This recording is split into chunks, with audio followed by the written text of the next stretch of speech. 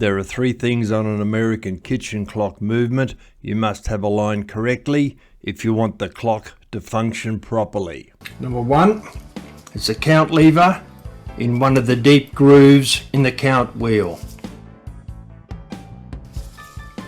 You hold that there.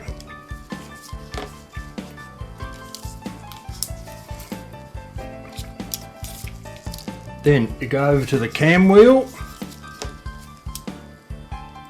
which we can see there. That's the cam wheel. That one there. And that lever there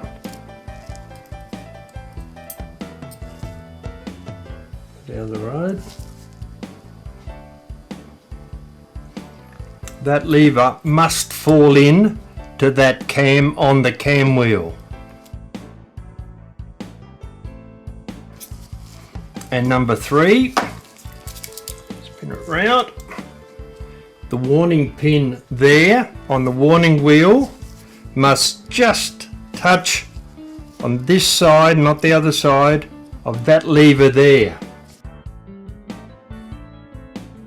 If they're not aligned, you take the nut off, open the plates up, move the warning wheel round a tooth at a time until they all line up.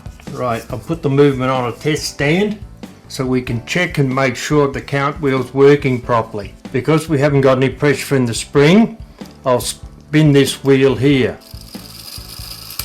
1, 2, 3, 4, 5. Done. Half an hour.